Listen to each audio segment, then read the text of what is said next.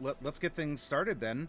Was there any more topical table talk or other tidbits that you would like to throw out before we begin properly?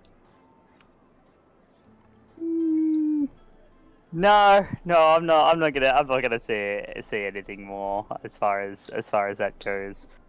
I actually haven't played fifth edition D&D in a while, so I'm good. It feels good to be back in the saddle as far as that's concerned. A quick note. I think I said it, or you might have overheard it. I intend to run this coming Tuesday as well, even though I'm off. Because it's Okay. only a semi off, and I might have some a new arrangement or something. And honestly, I love playing with you all, and we're so close to 100 episodes. we are. I'm electric. I'm all tingly because we've had I guess it would be a humble brag if I'm the DM, but we've had a lot of fun. And I've created a lot of memories with you, and we still got more to go this year. But I would, if you're free on Tuesday, we're gonna play on Tuesday. I'm good for it. Okay, yeah, that definitely sounds good to me. All right, so no one's allowed to get sick. Remind me. No one's allowed to have accidents. No one's allowed to have family emergencies. No one's. Aww. We must maintain ourselves in perfect homeostasis, and so after we're done here, we're gonna crawl into our cryogenic, chambers, and we'll project ourselves, and then we'll, emerge once more. Yes, but that actually does remind me. Brisbane by Night actually hit 25 episodes. Crawl into your cryostasis chamber and emerge in my game. Ah, yeah, where those are a thing. Oh, they are. Oh yeah, that's because hacking Illith. Oh, it's Trine. Yes. Oh. Well, yes, it will be shortly, very shortly. This is more appropriate right here and right now for what's going on. Did you get to catch up at all on anything, or did you talk to anyone, or did you glance at the VOD? Unfortunately, I did not. I did not manage to get to watch the VOD. Okay. I will give you I'll give you a brief synopsis of what had happened. You had defeated this amalgam thing. You were led to a VIP room in the pit by a very kind of simpering, kind of a timid. It has the body of this weird put together dragon person, but it wasn't a powerful projection that this Abishai, that this blue one had given off. And so he wasn't sure really what to do. So you won, but Abishai wasn't around because he came out, told him something, and then Abishai stormed off with this silent, menacing bodyguard figure. Inside the VIP room, it was another one of those rooms where, if you generally wanted it, it would be available to you. So we just had you reading books. Yep. If there was an interaction, I did my best to role play through the professor and draw on anything that either I was pretty certain you knew as the professor, or there was actually some plot connections / plot bombs that were discovered in the session as well, and thanks to your help in assisting with investigating and some conjecture. So if the things you're saying are true, these were big connections. But hey, you're the one to observe, especially right now in your state. So we roleplayed you as a professor who studies arcane, unknown things and makes weird connections of causality. I think that was kind of in tune with Professor Cypherius. That is very in tune in who he is. Yes, that's very Cypherius of you. So it was eventually decided, after going back up to the surface level of Oiho, which actually had a tremendous amount of repairs made to it, as well as a portion of the city, actually. I can even drop us off. A portion of the city had been redeveloped, but with motifs of Bright Skull. Coloration, architecture. And so where Bright had kind of like nestled in, that part of the city had begun to reform. And then there was a connection made because the sky over here had a pinkish hue, and then the rest of the sky, like you did see in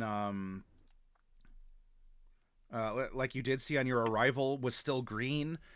This led to the theory that Jaden is somehow here, manifesting or involved, or Jaden's will is somehow has guided the city, not only to look how it does, but to have this sort of kind of darker noir like culture and even crime, because Jaden, especially with a more dominant aspect of Jacob being an investigator, it seems that the city reacts to this imposition of someone strong, and Jaden, of course, has a very strong will, very straightforward, and so we'll see what is to come here. There was a connection as well between the armored figure Abishai and Miss Mercury, who apparently has been captured and overtaken by Abishai. So in this case, blue has taken over orange.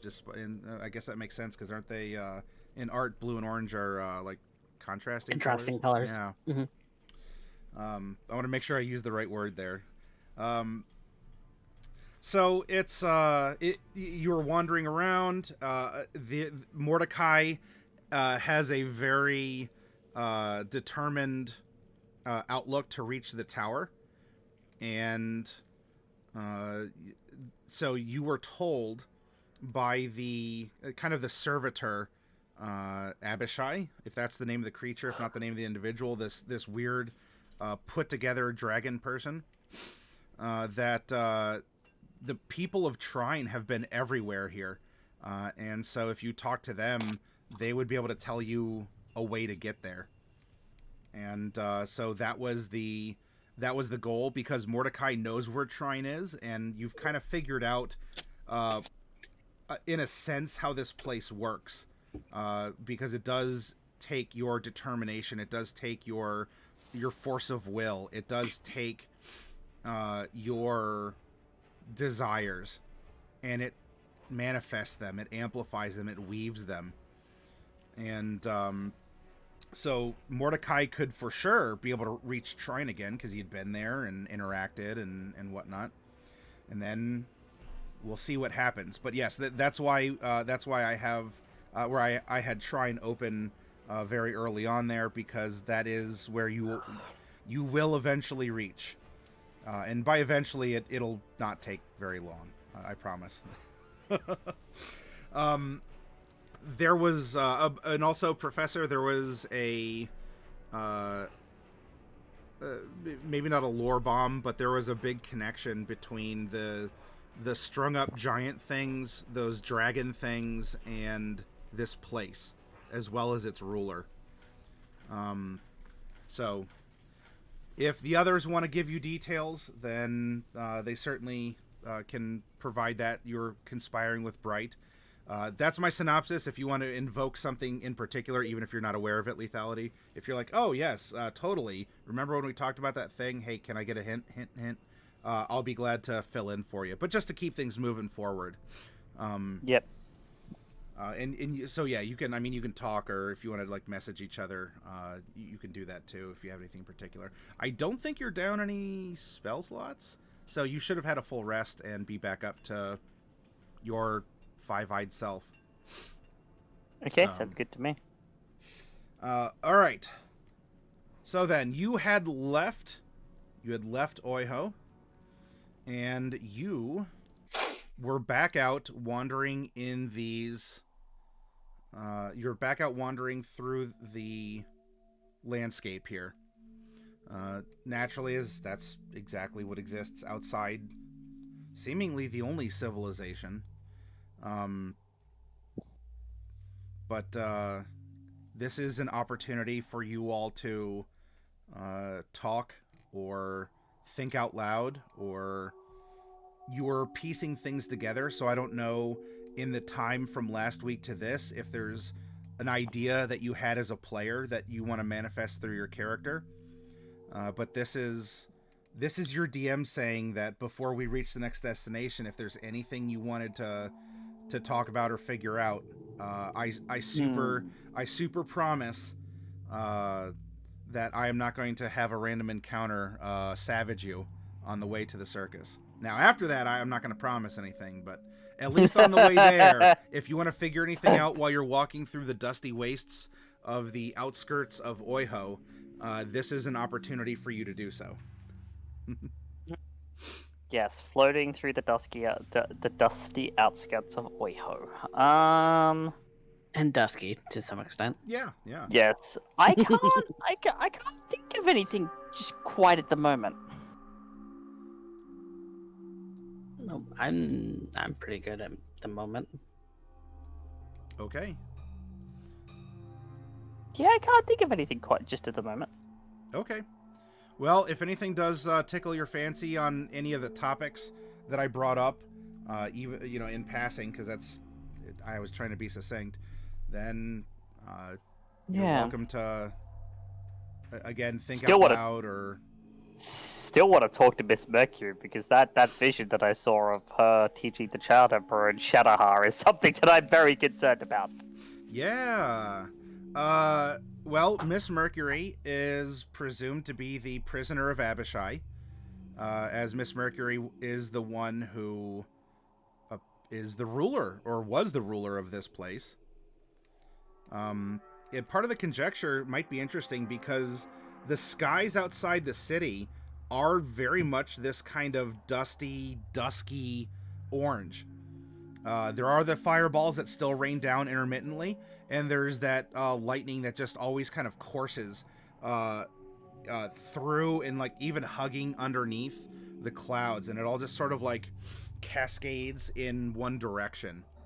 Occasionally a lightning bolt will strike down, just like with the fireballs, but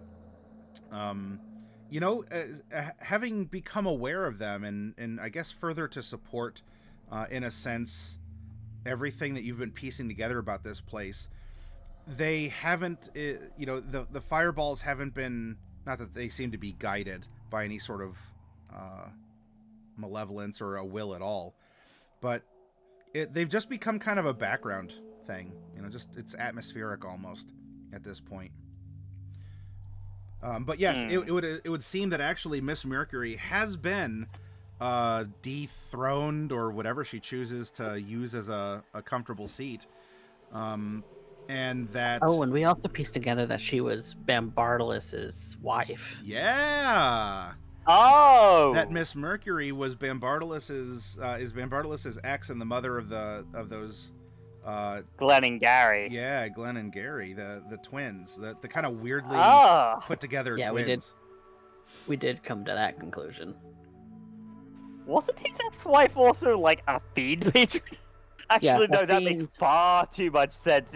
If all of the skies here are orange, that makes far too much sense. Yep, she's a fiend. Miss Mercury is a fiend. She's a fiend. Disguised as a tiefling? Question mark.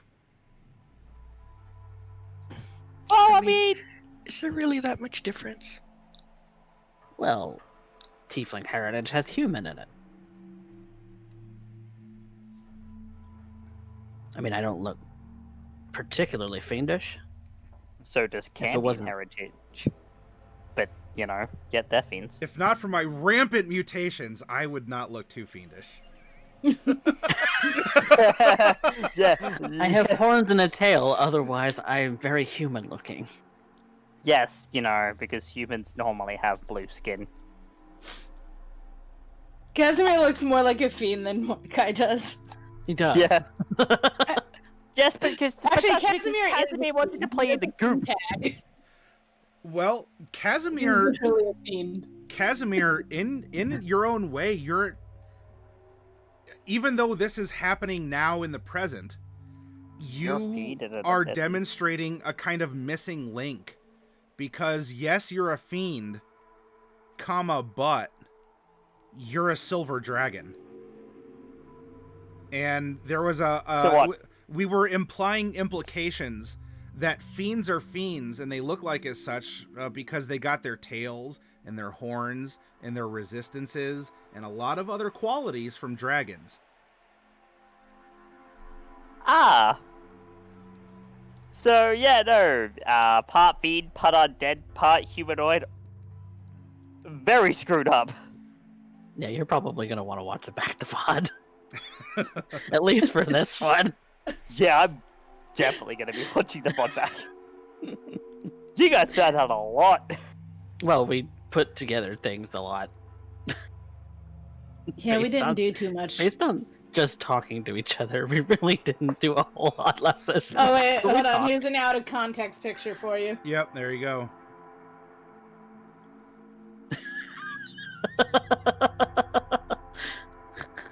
Yep. I'm not sure if you got a good look, but it's in the Discord too.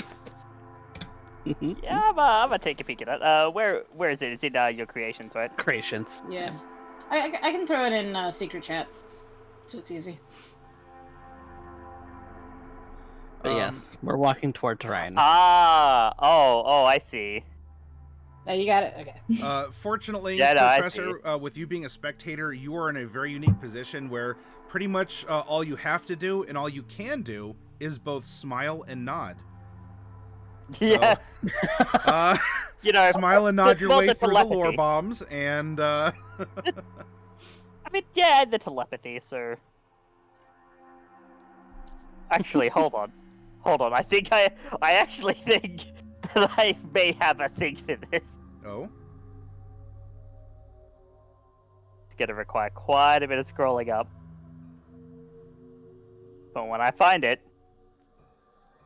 is that something you're gonna When I drop find in it. our chat, or? no, it's something that you dropped in there. Oh.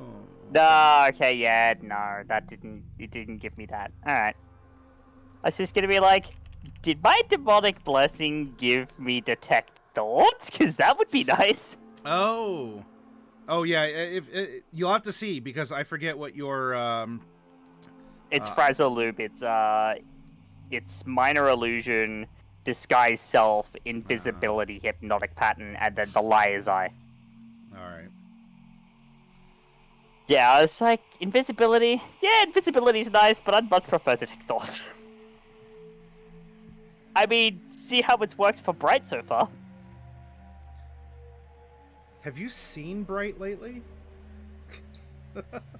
Although, Bright, by the way, Bright has her spellbook back too. Yeah, it's true. And a pound of her flesh. Because the body was kind of scraped up from what happened to it. The servitor Abishai was able to get sort of like a good dollop of Bright and kind of slurp it into a metal container. So Well, morbid. And we talked the- about not having body horror in this freaking game. Well, At the very least, I mean, we could turn At the into a very TikTok least, meme and we drop did- 1,000-degree ball bearing into the puddle of Bright and watch it. Oh. I have checked. I mean, that's fair. But at the very least, now we have clonable material for Bright's body. Now we just need to be powerful enough to cast clone It's next level. whenever we get that level. Who knows? That's up to the DM. I was definitely not thinking that at all. I don't know what you're talking about. Lies. Such lies. No, I'll probably spend the time that we're floating towards Trine. Mhm. Well, floating / walking, because, you know, Mordecai's the only one of us who can't fly. I mean, unless I want to spend a spell slot from my violin, I really don't want to do that without having it necessary. Just in case. Exactly. So, flying / walking towards Trine will probably be getting filled in on Yeah. re-solidifying the connections that we all made. Right. Well, maybe if the three of us all work together, we could just carry Mordecai. Yeah. Who here has hands? More I can like carry you. Casimir's the only one who has hands. Well, I mean, not with that attitude.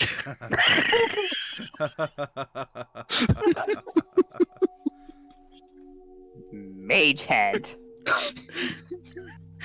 I suppose if you want to get mage handy. It can only carry 10 pounds. Also, it's full of my spellbook. Yeah. Casimir just goes up behind Mordecai, bear hugs him, and flies up. Ooh, yeah, Mordecai doesn't like heights. Yeah. Mordecai doesn't like. Mordecai clings to you a little closer than you probably would have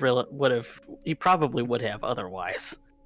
He asks you to keep it less than 1d6 points of falling damage off the ground.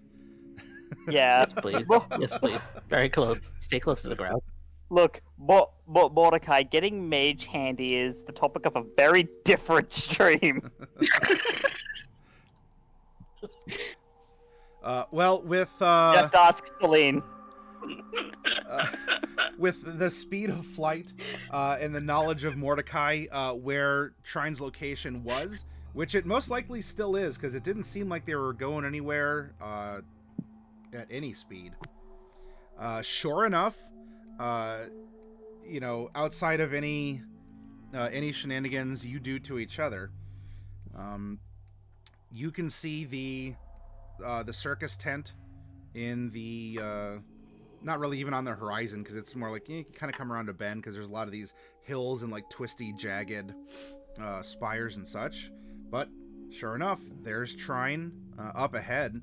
In fact, reflecting on it, it feels like you left the city like not that long ago. Like, you've been taking an afternoon walk. It just, it's not exactly like, oh, it's a fresh spring day. It's warm in the sun, but otherwise the air is cool and crisp and the smell of flowers and everything is wonderful and perfect. But it's a comfortable distance. You were talking, you were interacting with each other. I dare say normally, even though the four of you are, well, I don't know, maybe this is a new normal. That's up for all of you to decide, not for me to impose, but yeah, it just it seems like Oiho is just like, whatever, we've been walking for for an hour or so. It's off in the distance, but yeah, there's Trine right there. There does not seem to be any activity. Oh, I'm sorry. We're using willpower-based space-time folding. I wrote a book about it. That seems to be how this works. It's weird in its own way, but that seems to be the gist of things around here. Is that yes, I wrote a dissertation on it. Pardon. Whoever has the strongest determination or the strongest will gets to impose that will on others or even the surroundings themselves. So Mordecai really wanted to get to Trine. Here you are. And especially because Trine doesn't seem like it's in any position to do much, because it was already on the down and out, kind of hurting. But yeah, there's no activity. Now it's not a nighttime, which was always kind of weird, because the sun, and there's not exactly a sun and a moon, but there is a day and a night, but they just sort of happen. You just might notice that, well, I guess I've been out for a while and it's evening now, and then it's daytime. So anyway, yeah, this would be, I guess, a daytime for you all. At least that's what you're recognizing this to be. You're still a distance off. Like we're talking, we're talking like 1,000 feet away. Is there anything you want to say or do on this final approach to Trine? Mordecai is determined to get to that tower at some point. Okay. Yes. At some point soon. The fastest way he can get there, the faster they can get out of here. Yep. Cypher's taking mental notes on again will-based space-time bending to write another dissertation on the dissertation that he's written formerly upon such subjects. Then we are going to have you arrive at Trine. So you make your way through. Now, for the three of you, this is your first time here. Bright, you've heard about it, but the opinion seems to be largely negative about the members of Trine. That they seem to be more rapscallions.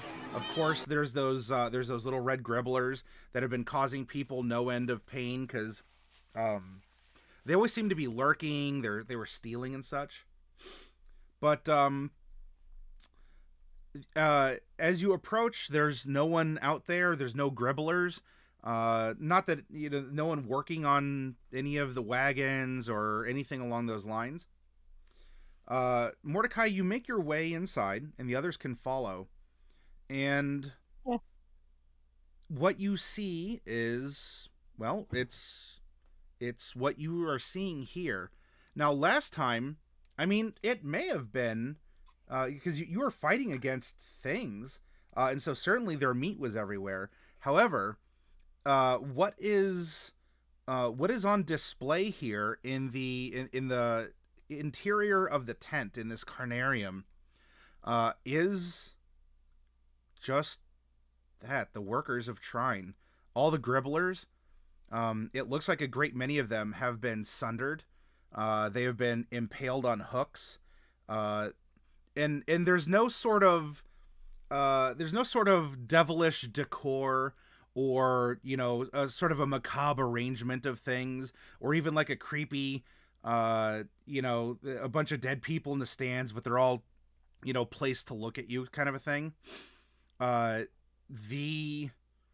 Between all four of you, a solid, consistent initial first impression is that someone came here and slaughtered the staff.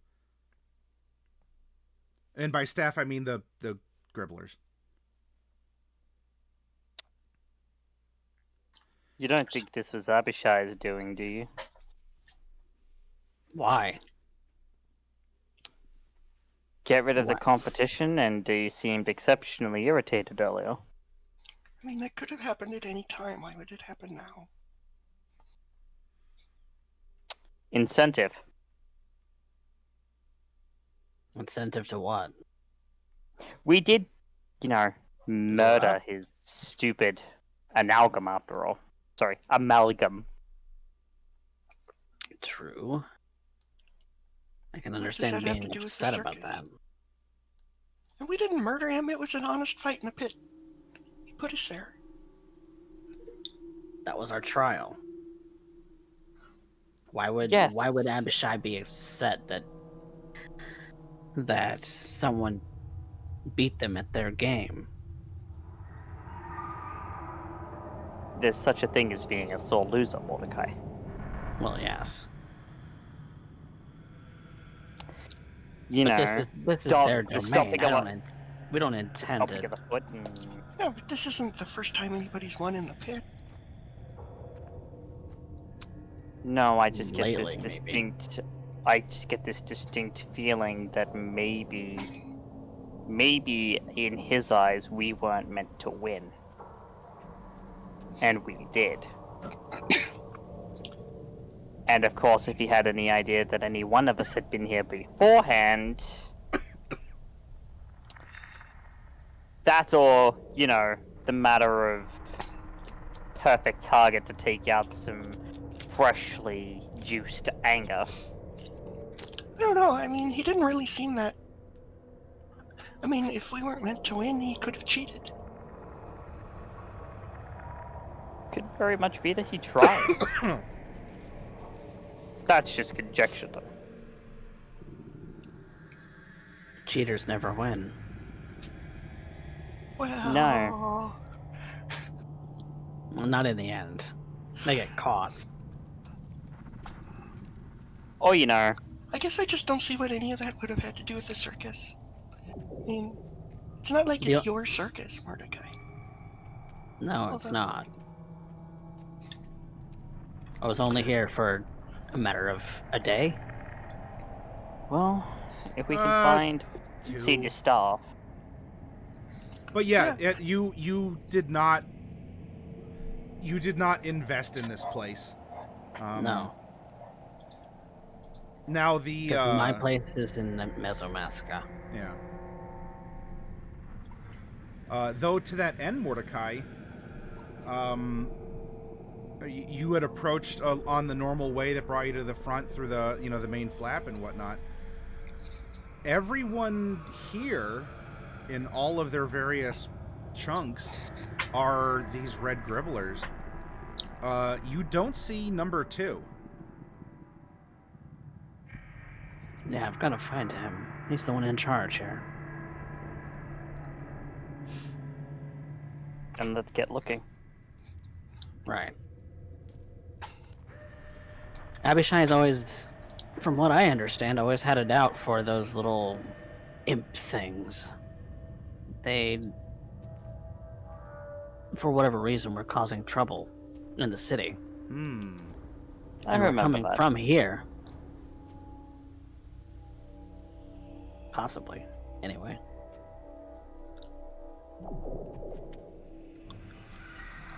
Why could that Maybe be? one last valiant effort to try and squash them. Well, this is all very interesting.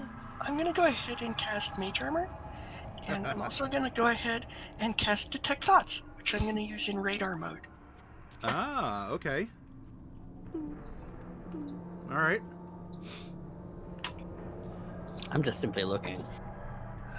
Yeah, so I'm going to float around and, see if I can... I don't want to say look for people, although I am technically also looking for people, but mostly I'm going to think for people. What is the And range while- on your think for people?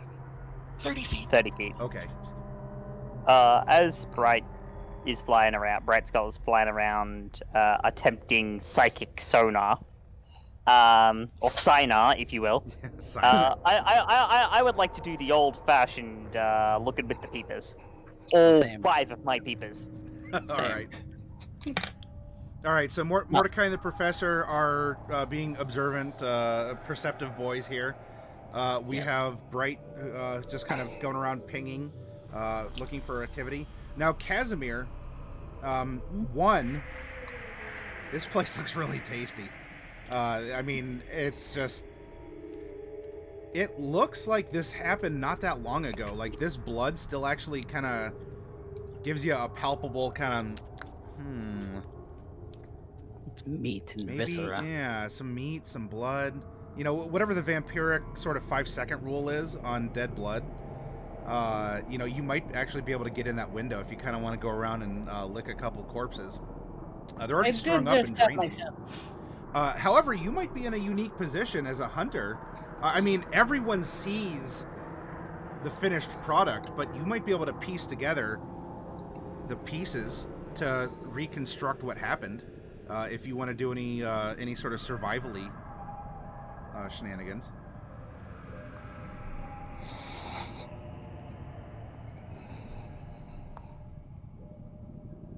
She should make that. I'm looking at my skull chart. I have so many. Shall make that perception check too, with advantage thanks to the fact that I am both a spectator and I have Liar's Eye. I do have advantage on tracking fiends. Well, that might end up going to your advantage then. I'll tell you just that. I'll tell you what. Go ahead and make a survival at advantage to track fiends. And in this case, this would be to put together. 21. Piece the scene.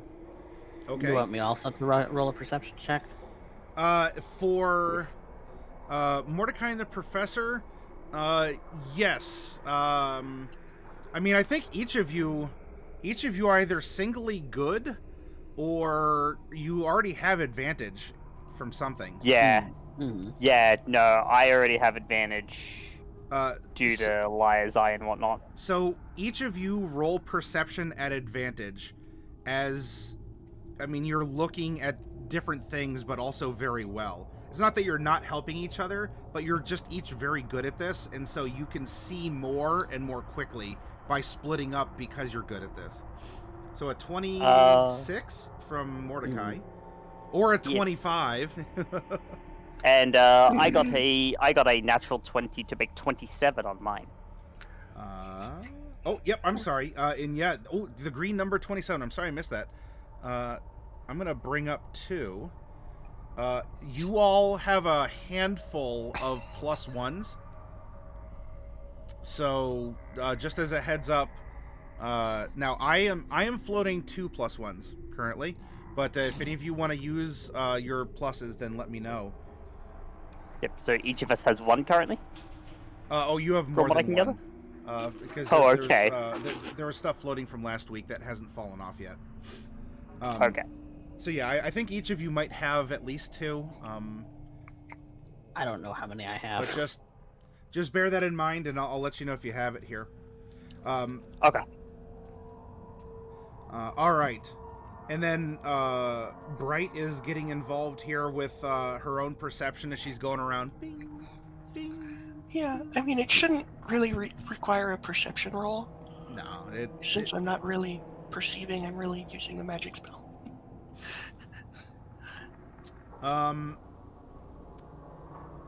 With all of your looking around, sensing around,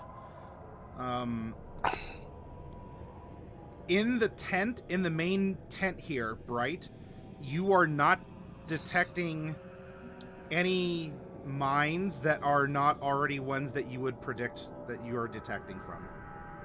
So, you got 3 in here with you, but you're not picking up anyone else. Now, all may not be lost in the duration of the spell here. Let's see. It's concentration up to a minute. Yeah, but you can fly quickly, and it would be a magical ping. You're making a quick circle around the tent because it's not like a half mile in diameter or anything, unless you want it to be. Have you always thought about performing in front of a crowd of 500,000 people, or we could make it happen? Yeah, no, okay. I want it to be small. Okay. Not too small, just small enough. Okay. Towards the end of your minute, you say, I'm not getting anything here. Casimir, however, has been able to go from corpse to corpse, probably, taking samples in the name of science, and has concluded a couple things. One is that the majority of these corpses have been rent apart by some sort of a great blade, or there are signs that, yes, while they're still fragmented, or there's an arm over there and the rest of the torso's over there, some sort of a great bludgeon. So they were either sliced into their bits, or they were bludgeoned into their bits. Which, of course, the bludgeoning is leaving a little bit more of a mess.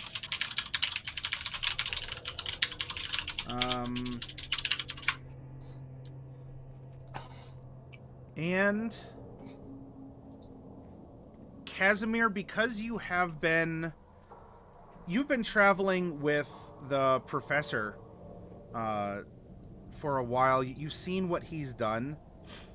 The bludgeoning might have come from some kind of a great maul, some great source of just that, of bludgeoning damage. Or it's possible that with effects like what the professor can cause with this magical force damage, these creatures just have been hit so hard with this magical bludgeoning damage, this force damage, that it also would have caused them to die in very dismembered ways. You also see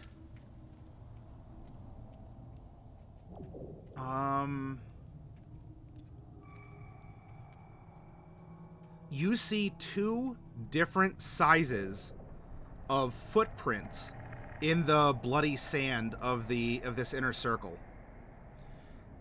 The larger, heavier footprints are just that. They're large and heavy. It's what you'd expect.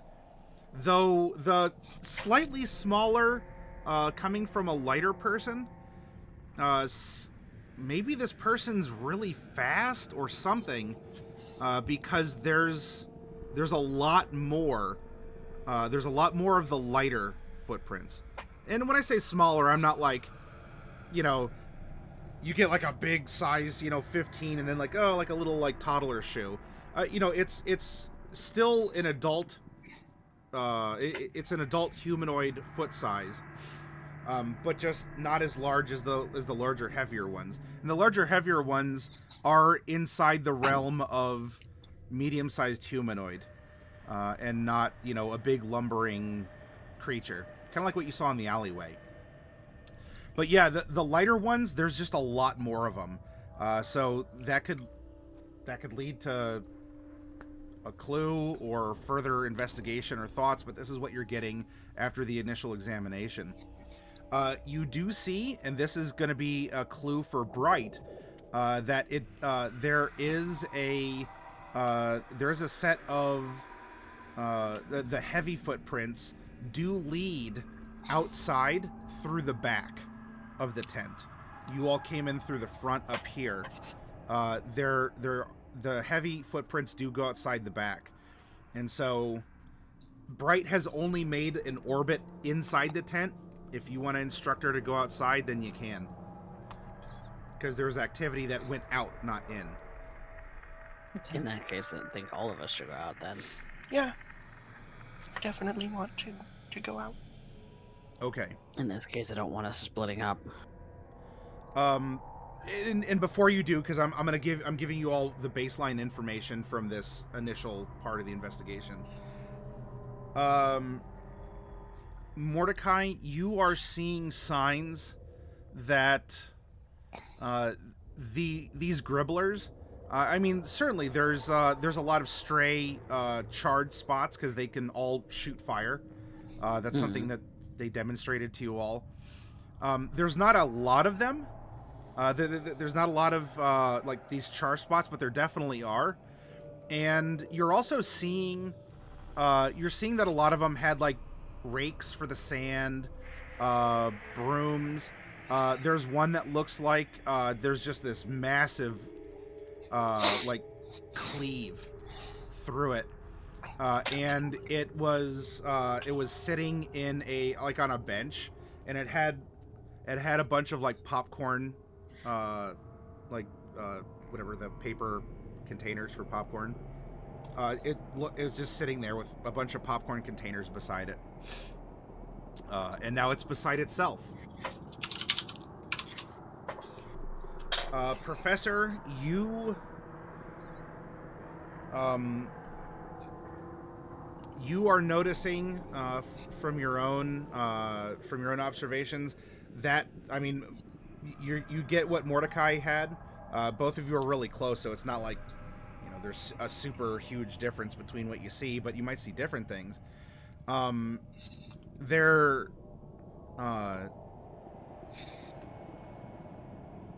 You are getting a sense, though, because of your unique abilities, your special talent here.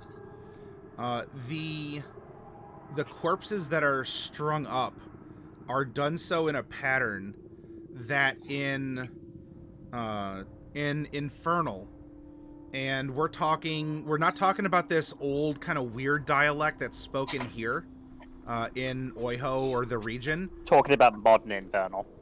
Yeah, we're talking about modern, so it's not accent or anything. This is the modern text that you would expect to see in Mesotopia. And I know the language, so. Yep, and not even Shadowhar, the Shadowhar variant. The corpses are strung up in such a way that for an observant person, they spell out "stay away."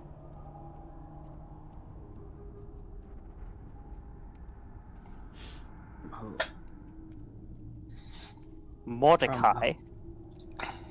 Yeah. See, Cypher was floating around, looking around, but he stopped. Come here a moment. Yeah. And I'm gonna use minor illusion to kind of highlight the letters. Kind of use it as like a sparkler on a long exposure to draw out the letters. You see that, don't you? Yeah. Stay away. Is that to us? It's in Mesotopian Infernal. Right. The only people here who would get Mesotopian Infernal would be us.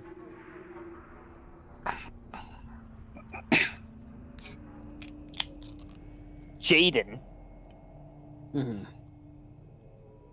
Ben Bartolos and his 2 sons.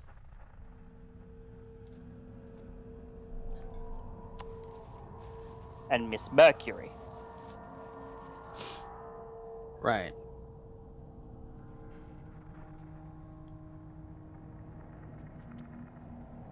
So that Which from one of them to all of us, or vice, or something. it's from one of them to us. In other words, someone knew that we were coming and put this warning up.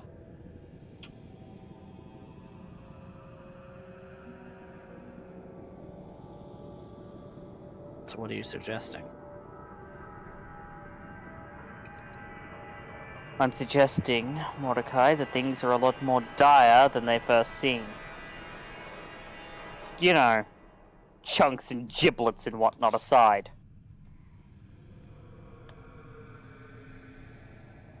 But which one of them would send this to us? Question. Yes, Casimir. How tall was Ben Bartolos and twins? That's a Mordecai question to answer because I've never actually met him. Yeah, Lee did, I did not. Mordecai would spout off their approximate height. Yeah, they're just normal size. Because there are 2 sets of... Of course, everybody looks normal size to me. Maybe they were 8 feet tall. I wouldn't really remember. There are 2 sets of prints, but if there are twins, they would leave more prints of the same exact size. Right. There are more prints of the smaller size. I didn't really see them, so I don't know how tall they are. Maddie, I've seen like Fomorian-sized creatures. Yeah. The big prints don't look Fomorian-sized, do they? They just No. look large, medium creature? Not even that. Just like a hefty humanoid, or a humanoid wearing heavy armor or something that would make the prints sink down in the sand more. But they're still all generally medium-sized average humanoid. Yeah, we're not talking Fomorians, or we're not talking anyone who is increased to 50 feet in height, things like that. Okay. Thinking back, Ben Bartolos didn't wear armor, did he?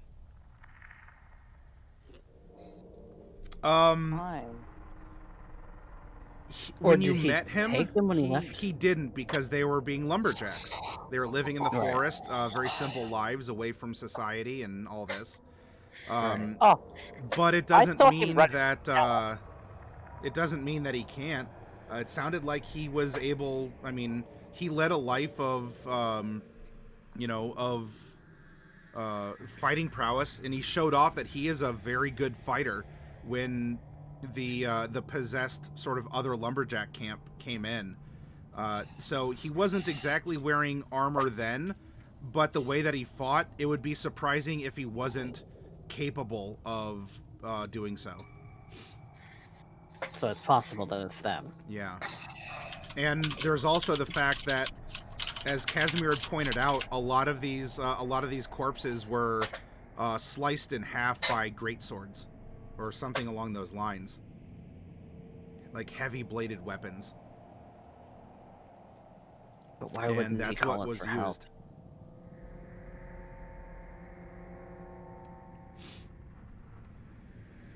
I think we definitely need to investigate this, but be cautious.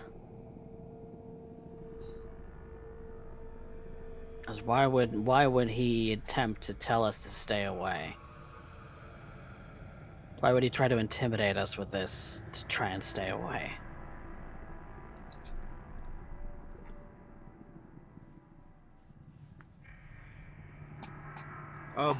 Bright, at the end of your minute, as you're kind of flying around trying to find the source of that flickering mind, your spell gives out, but not too long afterwards, because you were very close. You're within that 30 feet, and you were kind of zooming around and ducking. Well, so much as a floating skull can duck. But you do find a familiar-looking figure. Big giant of a dude, super swole, bunch of chains, and looks very, very roughed up. Just blood leaking out of a lot of injuries. It looks like he's not moving anytime soon. And when he fell, he took down a banner on, like, he maybe supported himself or something, but just his sheer bulk kind of snapped it, and he got partially covered up by this banner. But that's the lone mind you're detecting that is kind of a flickering bulb in the darkness. Oh, you said he was familiar looking. When you say he was familiar looking, does that mean he looked like someone? Yes, he looked like the big goon that was in the brick alleyway when you first arrived in the city. Oh. The one that appeared with the gribblers that Casimir chased after. Huh. Interesting. Hey, Mordecai, I think you should come over here. Bring a healing spell. I kind of dashed over. Are you shouting this out, or I guess? Yes. Okay. Or I guess telepathing it loudly? No, I'm not telepathing it. I'm actually saying it out loud. Okay. Mordecai, you're very perceptive, so you can hear a shouting flaming skull from outside a circus tent. I go to see what's going on. Okay. Well, hey, you have your own little Z-targeting floating fairy that's pink, as it's right there, and it's very obvious where you need to go next. Hey, listen, Mordecai, come over here and cast a healing spell. Yeah. I'm gonna go over, and I have the spell ready, and I'm going to cast it on this individual. Okay. A level one cure wounds. It is number 2. It's the big boy himself. Are you all right? Some of the wounds close. Not a lot of them. So of any indication of your magical healing versus the amount of damage that he has taken. You just get kind of a garbled, like...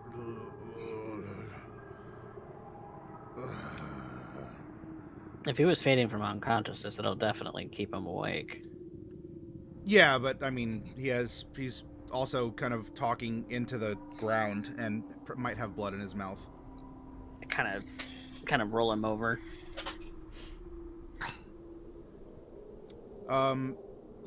Professor, as this is happening outside, are you staying in the tent, or do you want to go out and observe this as well? Or spectate, I should say. I will come out and spectate this. Okay. Just to make sure that poor Mordecai or Bright Skull don't get ganked. Okay. All right. Yeah. So you go out. Mordecai casts a spell and then kind of rolls the is like. Ugh. Go ahead and make an athletics, Mordecai, to try and push this big boy over so he's not sort of like choking on his own blood. Well, we'll see what happens with this. 16. Hey. Okay. Yeah, that'll be enough. athletics He's I've not ever resisting done. or anything. He's just a big lug. In fact, you could probably even grab some of his chains and kind of like, pull him over there. So, yep, you're able to do that. Casimir, do you want to stay inside the tent, or are you going outside, following Mordecai and the professor after Bright went out and apparently found someone?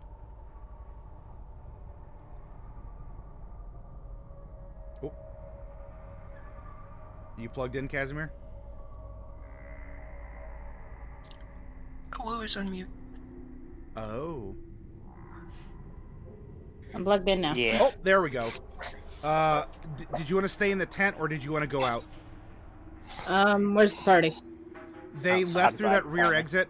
Bright, after a short while, apparently found someone out back and called for Mordecai, and then the professor went to spectate. And so there's 3 of them out there, but if you want to stay behind in the tent, you can, or you can go out with them. No, I'll go out with him. Okay. Then Mordecai, especially with the help of Casimir, I mean, you can roll him over, and yeah, there's just the slap patch of your curative magics. Like it healed some topical injuries, but there's still a lot of wounds on him, and you can even see that where there at least were wounds, there's some fresh bruises from kind of being rolled over, and so it's not bleeding out, but there's a little bit of still like internal bleeding going on here. But yeah, you have number 2 on his back here, and I mean, he's just in a big pile. So What happened? Continue.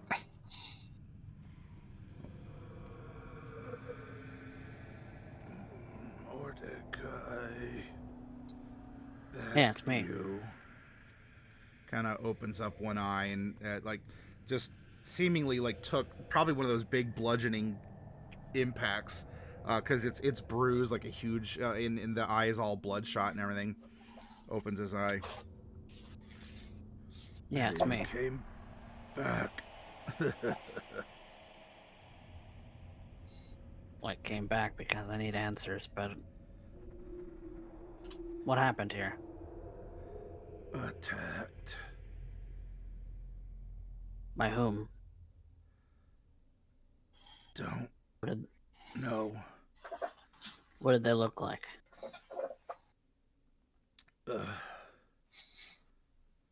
There was... Holds up a hand. I'm going to go ahead and use There another was detect 4 thoughts of them. so that I can get a good mental picture. Okay, you're doing the digging deeper.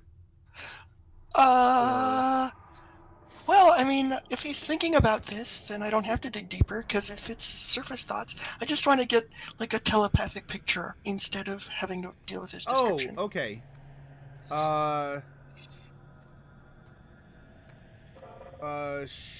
Sure.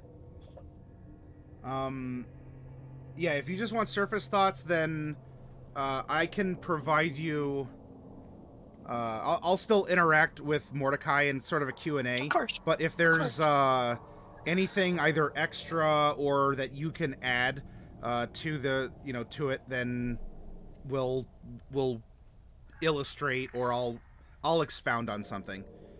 So yeah. We'll just say that you have this going while this is going on, and if it enhances any discussions or interactions, then we can apply that as a bonus here.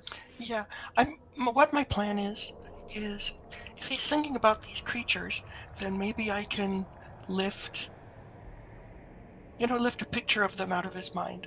And then if I can do that, I'll try to use a minor illusion to create an equivalent picture so that everybody else can see what he's thinking. Okay.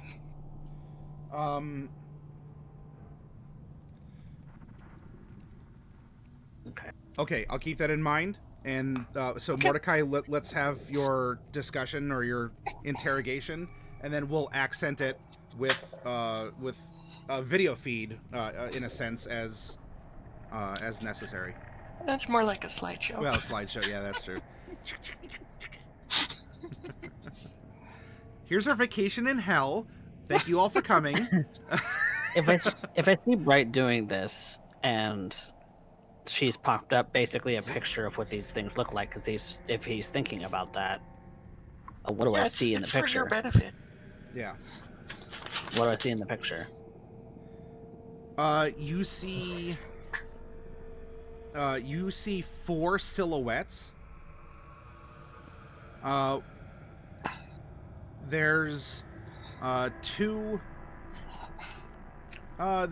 there's 2 people that are about upper 5 feet. Very similar. There's a taller figure that is stockier build, and then there's a larger figure for the 4th. And from the silhouettes, that figure is most likely the bodyguard you saw next to Abishai, because of this weird kind of this rusty, like really intimidating looking armor. And the 2 smaller ones each have 1 horn on opposite sides of their bodies, giving a strong indication that would be Glenn and Gary, and thereby, by process of elimination, that one that's in the middle is most likely Bambardalis, their father.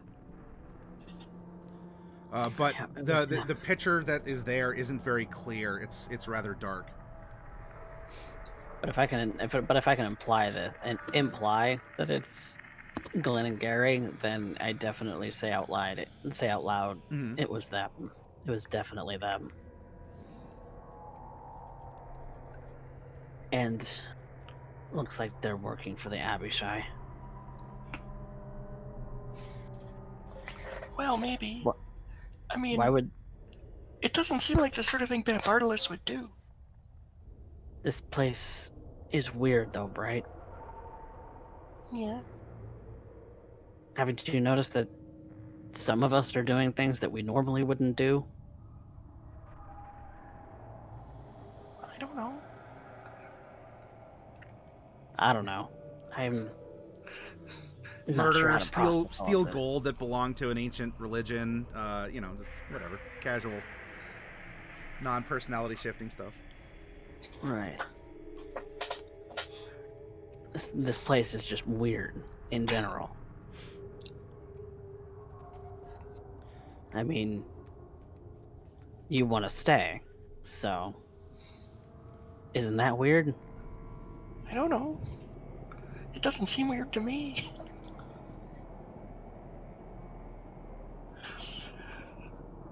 Why would they do this? This is basically just bumping off competition.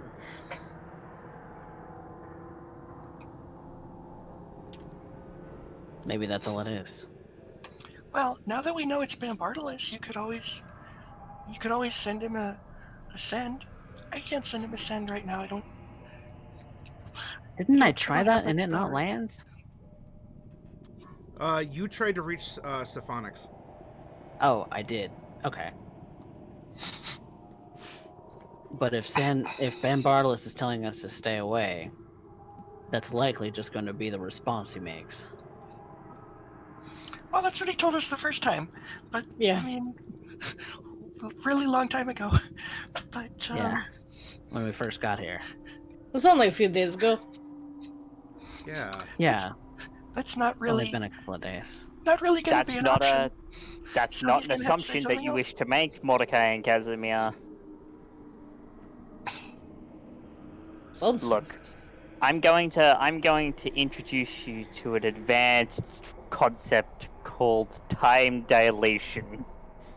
We're Sounds not in the boring. we're not in the proper real world anymore. We don't know how much time has passed there. Time Yeah. could flow differently. This is all very interesting. Why don't we talk to our guy before he drops dead? Instead of Yeah, that's talking a about good idea. scientific theories. Right. Yes, Bright, that's a wonderful idea. We should do that. What? So those people attacked you. Did they say what for? Did they say why?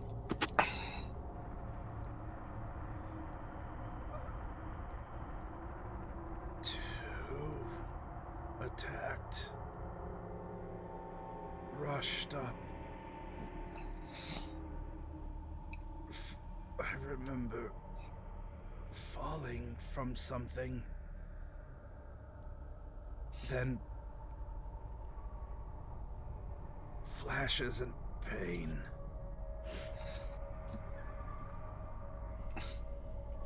I was the third, not the one with the horns, which would be the bodyguard. Hmm. Came up, told me to tell you to stay away from tower. Why? I need to know why. Don't know.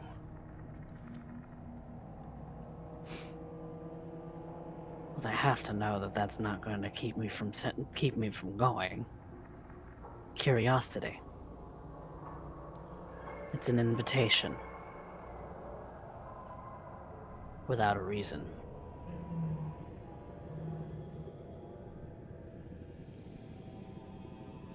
Cypher, make an investigation real quick while Mordecai's having this kind of like squatting down next to the big guy here, working Investigation? through this. Yeah. Happily. 15. A hypothesis could be, a hypothesis for this could be that you were sent here to find your way to the tower, but if the people here were all killed, then you couldn't reach the tower. But there was also a good solid theory brought up that the Trine has been competition with the pit. And of course, Abishai is the one that ruled the pit and is looking for... Which I did bring up. Yeah, and is looking for ownership over a... more than just the pit. So there's at least those two theories. So, there are two theories that run through my mind currently. The first, this was an attack on competition, as I described before.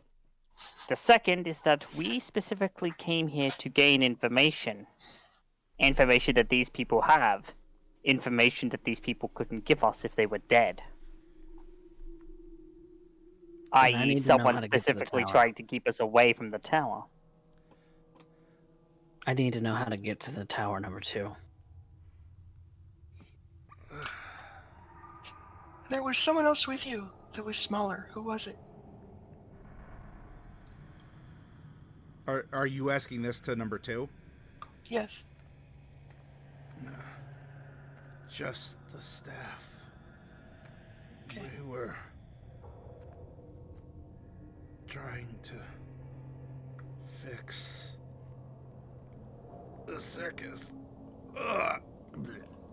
Throws up a tooth and a little bit of blood. How do I get to the tower?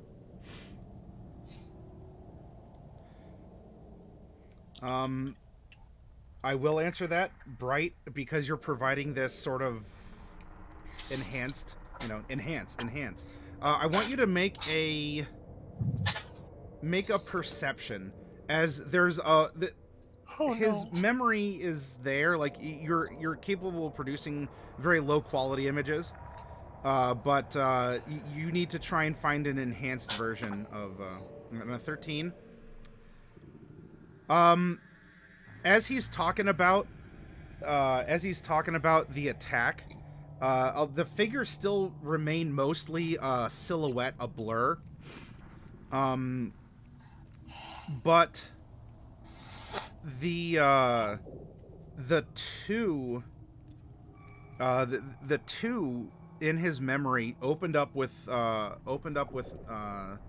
magic, and that Bambardalus, because you had seen you had seen him before. Bambardalus though kind of came over and is almost like squatting next to him, like how Mordecai is right now. Although it's probably not as nice as Mordecai is being. And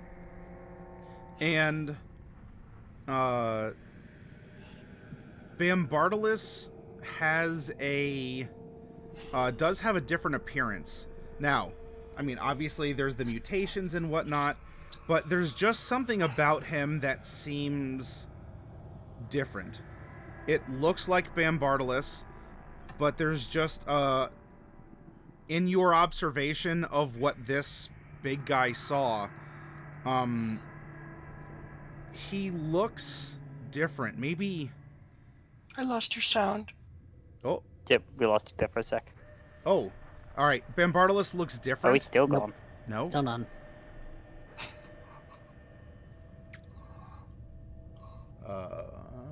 There it is. Oh, there he There is. we go. I'm showing nothing was muted on my end. I don't. But whatever. It's Tuesday. If just there's cut not out for a technical while. difficulties, it's just not a game. Yeah. Okay. Bambardalus looks different. He looks different than what you saw him. But you're looking kind of through a foggy memory. So it does have the form of Bambardalus as he's like squatted down next to the big guy, kind of like what Mordecai is doing right now. But there's just an otherness about him. And in particular, there's almost a flicker in his eyes.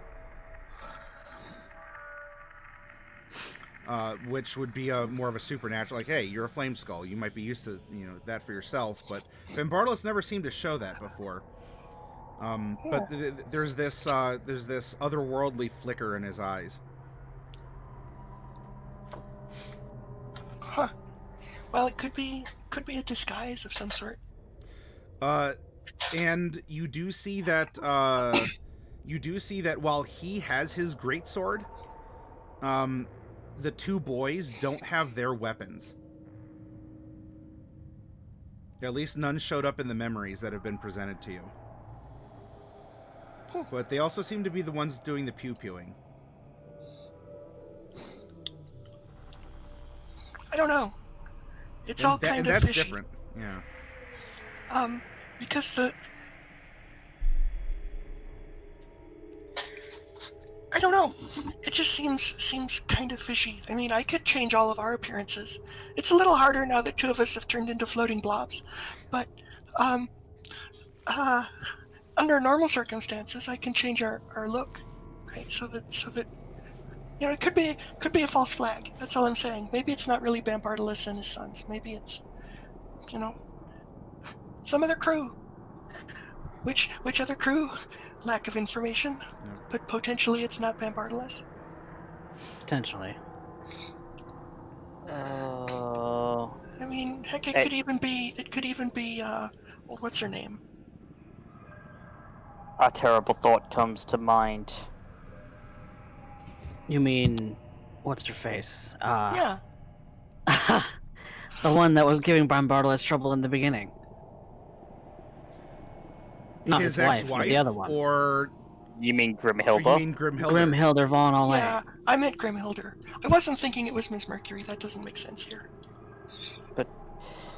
No, I mean, it's possible, but it doesn't seem likely. No, I think Miss Mercury used to rule this place. Hmm. She was Bambardalus' ex-wife. That's the conclusion we've drawn, yeah. Yeah, I sure was surprised to hear that. But it makes Now- sense in a kind of a twisted way.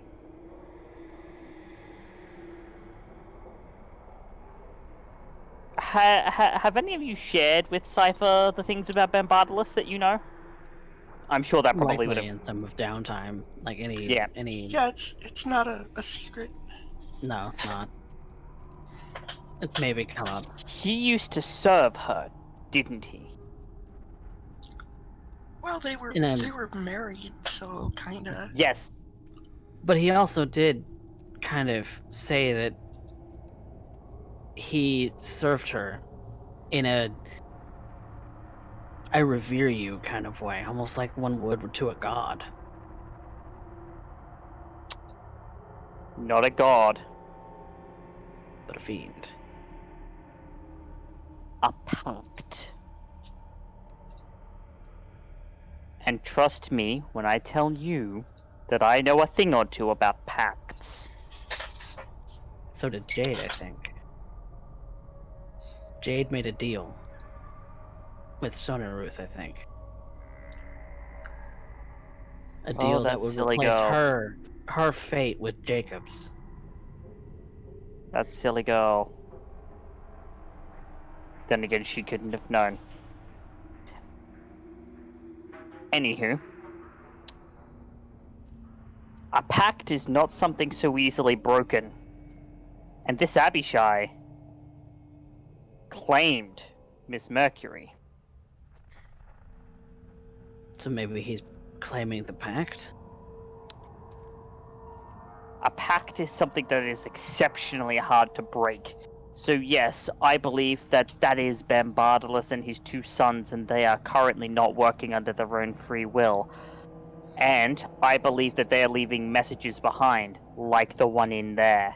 It's in Mesotopian Infernal. Who else would know it? I mean, in principle, anyone from Mesotopia would know it, or anyone who's visited Mesotopia. Lots of people could know it. It's not the native language here, but if it's a message that was left for us, It would make sense that it's in a yeah.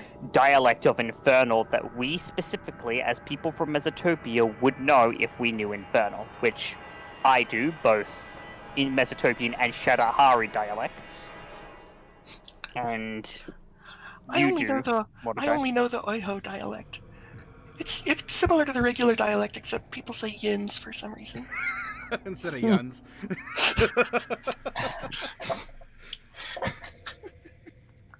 I think that Bambardalus is currently under Abishai's thumb.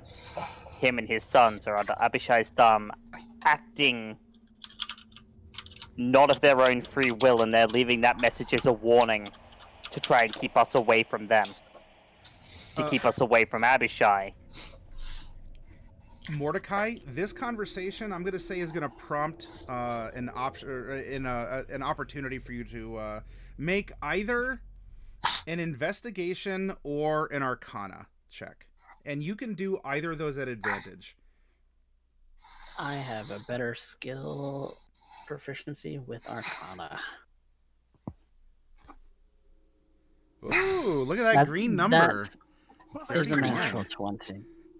Oh. All right. As the professor is saying this stuff,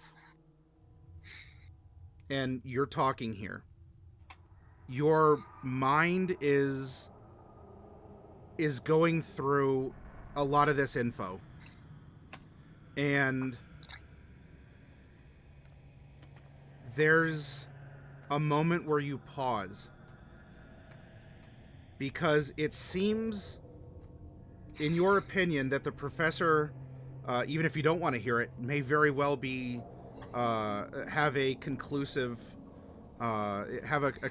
deduction, or at least it's a solid base to work from. Right. But now that you're thinking back to it, there was another being that was in control of a lot of people, that recruited people, that converted people, physically and even mentally, that almost had this ability to form a pact. That wasn't a god, but, I mean, to mere mortals, what might the difference be?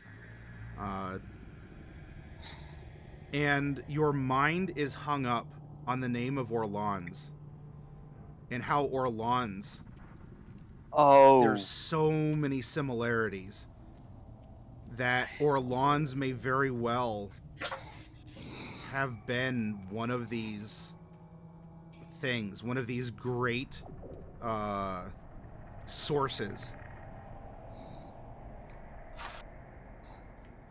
Now you've been able, you kind of caught Orlans, like you actually went into his den, and of course the Fae were just waking up from being, you know, underground and whatnot. Right.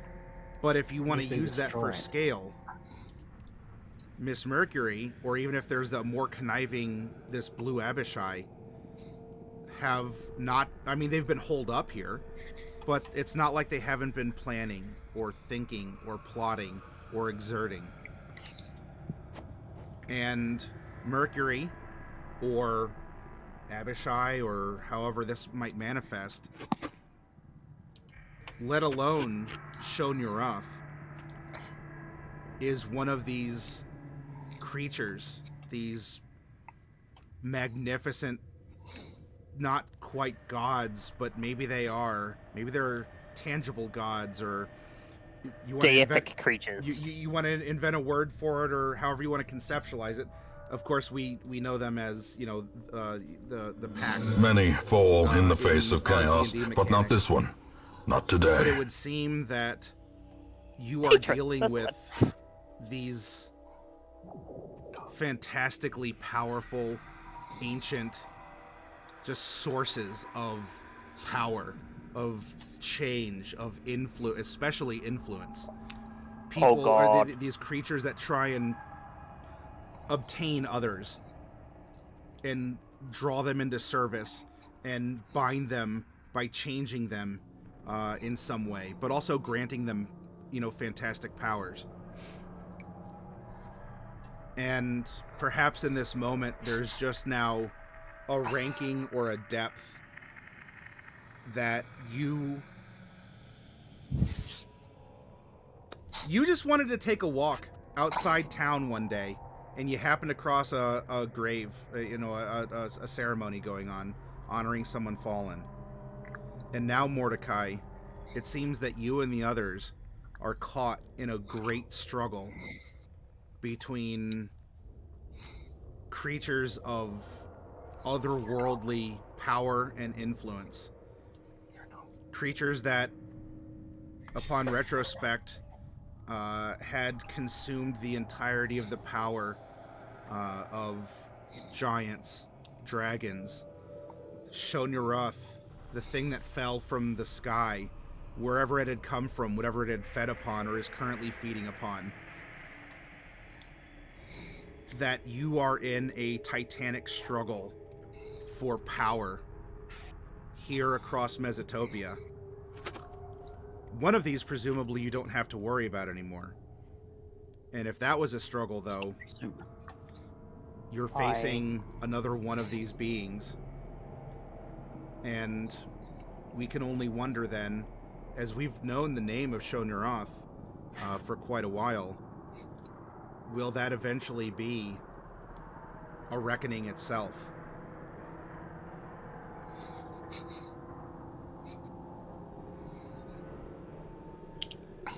Because Shonurath is showing a lot of the same signs of changing people, morphing them, giving them powers and knowledge. Someone has to stop this.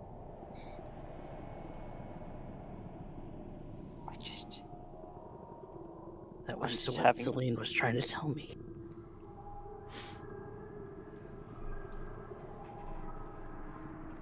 Someone has to stop this.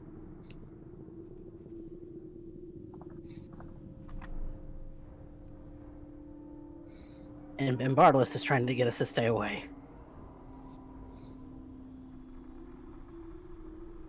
Why would he try to do this alone?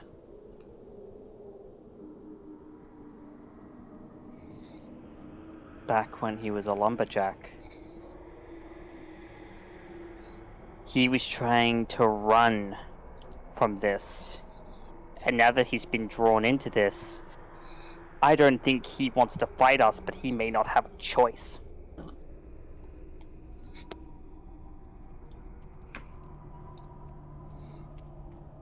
I'm not gonna lie, out of character right now, my mind is melted, my brain is melting out of my ears. That just clicked so much into place for me. You wouldn't believe.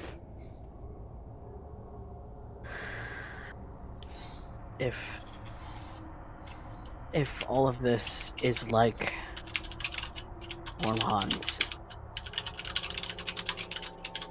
I mean, we've kind of been dancing around that conclusion for a while.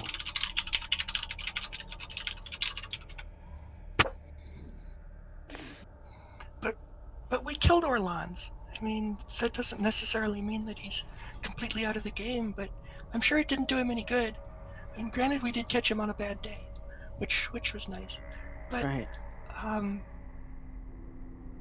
mean, even if someone was drawing power from Orlan's, it's gonna be like drawing power from a water well where the stream is dried up.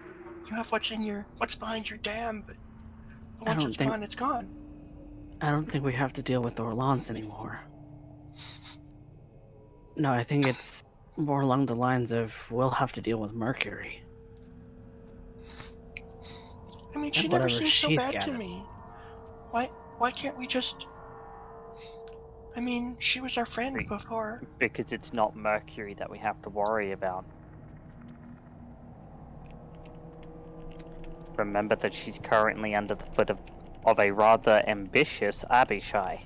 Yeah, but that's just the same Abishai as before.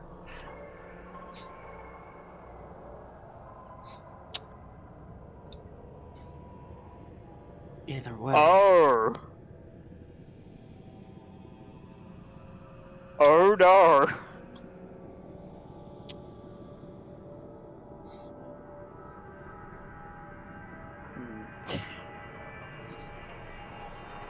I see it. I see it with all 5 of my eyes. I see it.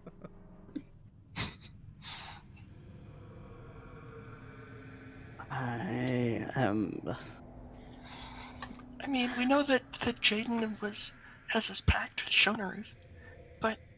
Yeah. I mean... Jade had her pact with Shonaruth. Jacob didn't. Yeah, but they got fused together and became Jaden, and now, I mean, Shonaruth is still there. So, in a way, that's kind of disappointing, because Jade sacrificed so much, and in the end it didn't do anything. But still, I mean...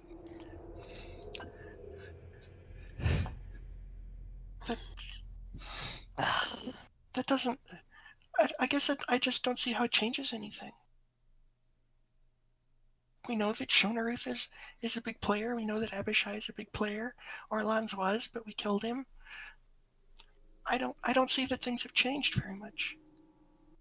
It's the only thing maybe that's changed is that maybe Bambardalis' sons aren't just axe wielders anymore. Maybe they have some borrowed power, but that's okay. They still have to channel it through themselves. It's not unlimited. No, it's not that. It's not that the game itself has changed. It's our perception of the game. Our perception of the game has changed. Of who the game involves now. No, mine doesn't seem to have changed that much. Mordecai, It's just a simple country wizard. you have that book, that book from Celine. Yes. Pull it out for a moment, would you? And I reach into my bag and I pull out Celine's book. Start thumbing through the pages. Okay. Celine had quite a number of notes on what she thought about Orlan's when they were dealing with that. Before some of which is cut off because, she died. Yeah. But as Cypher's looking over it, it's like, you're saying that there's similarities between these, right? Yeah, these entities. At least in the way that they function with other people. Converting them. Harnessing them. Capturing them. Making Bending them pacts to their own, with them. bending them to their own will. Yes, In whatever creating way you pacts want. with them, contracts with them, and And other you said such you things. made one. The binding of my gauntlet, which you can't see right now because it's currently merged into this form, and he gestures with the eye stalks, does classify as a pact of a kind, but it's not with so much a being as it is with an object. Are you sure But about that? the principle is the same. Yes. Well, mostly. I see your grin You're- there, Maddie. You're a Shona Ruth researcher.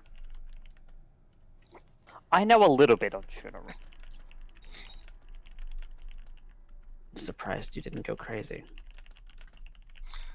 It's because this world is a wondrous place filled with many things that are unfathomable. Once you treat the world as if it is an enigma that you will never fully understand, the things that are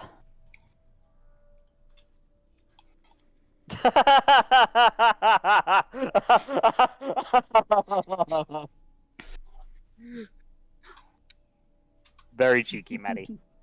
But once you treat the world as if it is this construct that you will never truly understand, nothing truly surprises you anymore. The unfathomable remains just that, the unfathomable. When you're So are dealing we- with the...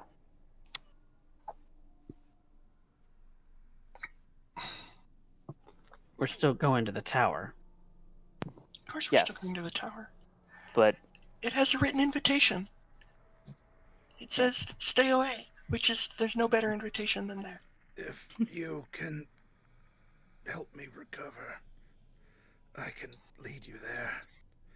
There's nothing for me here any Well, that'd be longer. nice. Trine is no more.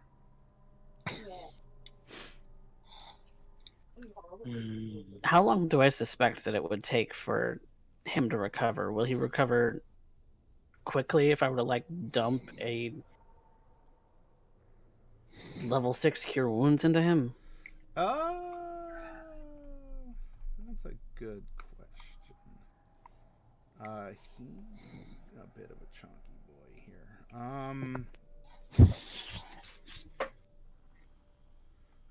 Make a medicine check. No, I'm not great at those. No, but you're a jack of all trades. I'm sure you'll pull something. Look I'm at that, okay. 21. I'm not great at it. Whatever. Only a +4. I have +12 in other skills and a +15 in one too. It appears that maybe a little less than 10% of his wounds were cured by your last spell. Okay. So given some time and a powerful enough spell, he could be on his feet right now. Yeah, I mean, We can always turn him. whether or not you want to top him off, but he's not doing too well, and like you recovered him from the brink, but it would appear as a little less than 10% of his wounds. I'm sorry, I got like an itchy eye or something.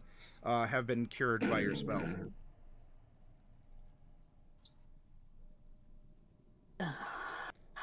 it depends. It depends on whether you want to spend the power.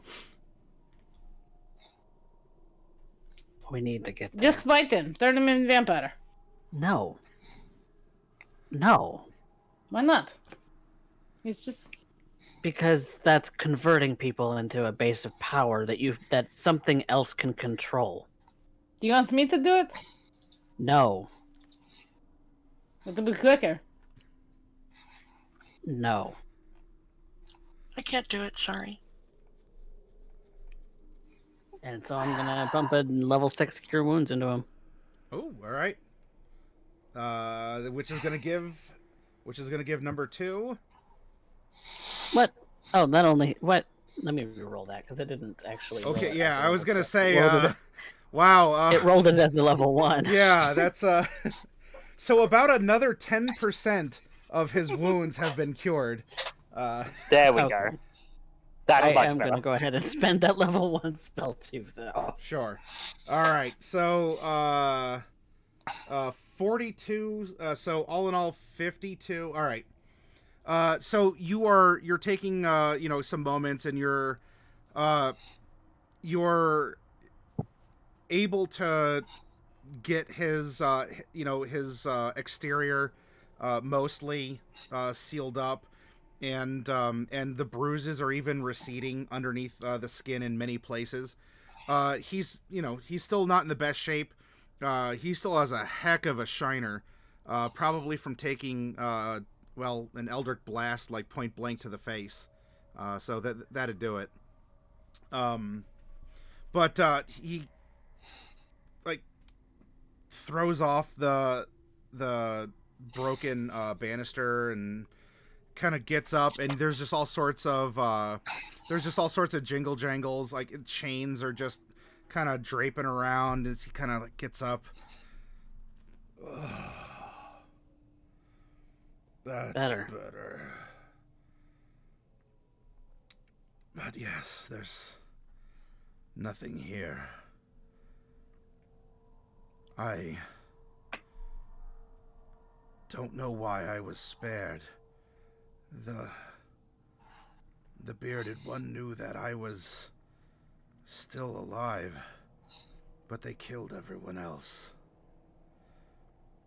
And the one with the horns never moved, never talked, just stood there. Orange. Did you Was ever the see one- him touch anything?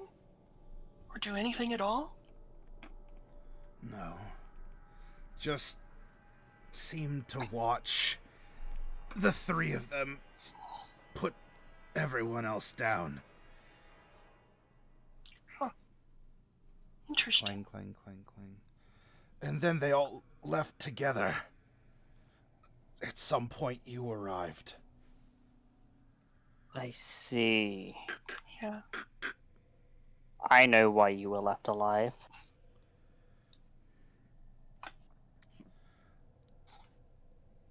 Mordecai, I believe this gives my theory about Bombardilus some credence. I think they had enough faculty to leave this one alive. Make sure that you played dead so that you would be found by someone who he was sure would be pursuing, i.e., us. So they left the message. As They they were left told. But left They him left- alive. so that we could follow. See, I told you they wanted us to follow. Bombardilus might have, but probably not Mercury or the Abishai. If Mercury is of her own faculties at the moment either. Remember, she's currently under the thumb of the Abishai as well. Yeah. I don't know if we'll find Miss Mercury here. I'm still not sure about that. It seemed like she was in the agonizer. So, I mean, I don't know that Abishai could even take the risk of letting her out even a little bit. Possibly not. All the more reason to go find out, right? Yep, let's go find out. Then let's head toward the tower. We have some scores to settle. We do. Should be easy enough to get there. I'll pick him up. It's over you. Like, it just muscles upon muscles, and I mean, it's slick with blood, which in itself is probably like, oh wow, that's not too bad. But the jangling of chains. So, for a vampire, if somebody's slick with blood, isn't that basically the same as like them being covered in whipped cream? Yeah. Yes, Yeah. that is exactly what that is. Right? Interesting how a changed perspective of the game can make us contemplate things in a new light. But yes. Um, don't need the wagon anymore. And they didn't destroy too much else. But if we're going to abandon the Trine, we can use what pulls everything when we would travel from place to place. Anything that gets us there faster. Yeah. So if Trine is being shut down, would you be willing to tell me what the deal is with the little gribblers? Like, why did they come into town and cause so much trouble? We had no choice. There was no income, nobody to entertain. There was just no purpose. We had to do something, and they took it upon themselves to get information, which is how it started. About the pit, about what was happening.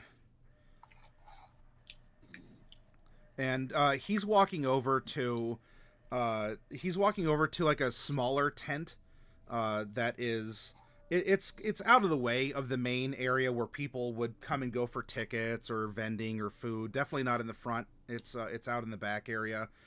There's a couple other wagons as well. That might be like a supply wagon or whatnot, but these would be what you in Mesotopia would consider to be, just a supply wagon. It does look like they can all that they hook up though, but you've seen a distinct lack of any kind of a yoke or the like. So, and there's been, now that you're thinking about it, there's been no beasts of burden as well that have been around here. And even though it's been stationary and presumably for a while, this Trine seems to travel. And what this number 2 does is he goes over to this tent, and on cursory inspection, this seems to be like a very heavy cloth, like not just a normal tent fabric that might flap a little bit in the breeze. And he claps and sends out his chains. And so the ones that are in his back, the ones that are almost coming out of his arms. I mean, he's got the piercings putting in work too. And then just like flexes and walks back. Like if you've ever seen those like strongman competitions where they're like dragging a plane behind them or whatever. It's maybe not, a plane, but he does have some struggle, and like you see his flesh like pulling in all the places that the chains have erupted or are otherwise attached. And this heavy tarp ends up sliding off of some kind of a big metal wagon. It has like spiked wheels. Its outer plating is all like riveted metal. There's little slots that would be windows. And in our parlance, this would look like some sort of a thing out of Mad Max. Just some sort of like a big hellish looking, plumes of smoke and fire shooting out. Yeah, like a roadster tank. Big heavy thing. I mean, if given the purpose that this might end up serving, it would be almost like some sort of like an infernal war machine or something along those lines. And like a hellfire engine, perhaps? Shut up.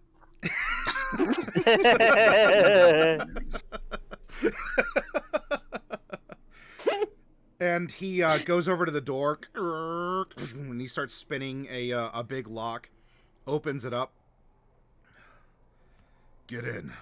We're going to the tower. Yes, sir. And I climb in. Any of you can climb in, or if you want to ride on the outside, it's not like he's going to tell you not to buckle up or whatever. So, I mean, Casimir, if you just want to... Now, I don't know if you'll be able to keep up in flight, but if you just want to spread your wings and just sort of like let the warm air pass over you, you're welcome to, do your thing.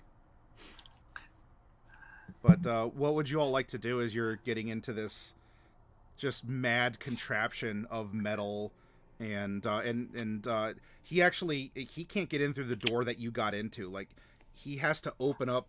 It would be almost like a hatchback, or like the back of a minivan that he opens up so that he can sit, but the controls are like normal sized, so he's actually like really big, and he has to kind of like crunch up like this with the little steering wheel. That's kind of adorable. Even in a hellish kind of way. It's morbidly adorable. It's morbidable. It's the Shriners Convention in hell.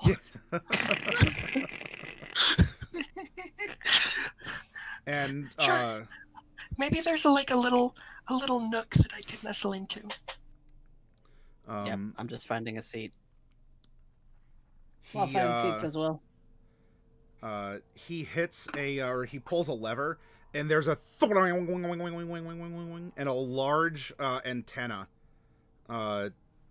just sort of like is released up, and it's just sort of wobbling on the side. Just a moment, and we'll get this started up. It needs a little bit of juice. And there's a couple other things that he's preparing.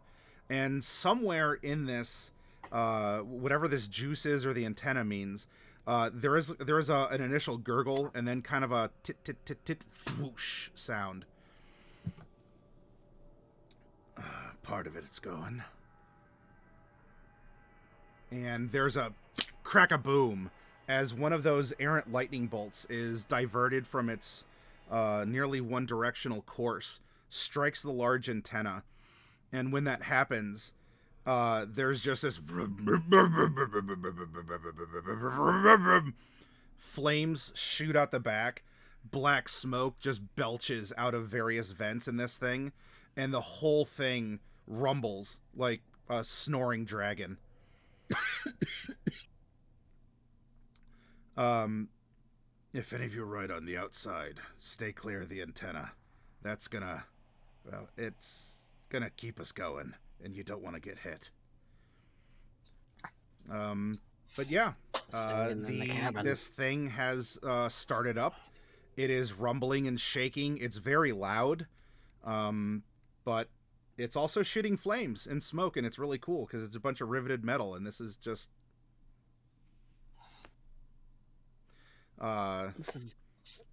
and what we're gonna do is, as this thing that would normally haul several big circus carts filled with people and tents and supplies, which is unburdened now, save for a couple passengers, it starts up and it starts going over the hellscape, which I will move us to again. We are going to take a 10-minute break so that we can snack, drink, use the restroom, do whatever we got to do, and we'll come back as you are rumbling your way further and further as you're approaching the tower. So for all of you out there in the audience, thank you for joining us. Take a break. We're at our halfway point, and we'll come back and we'll see where this goes, quite literally. So hold in there, and we'll see you soon.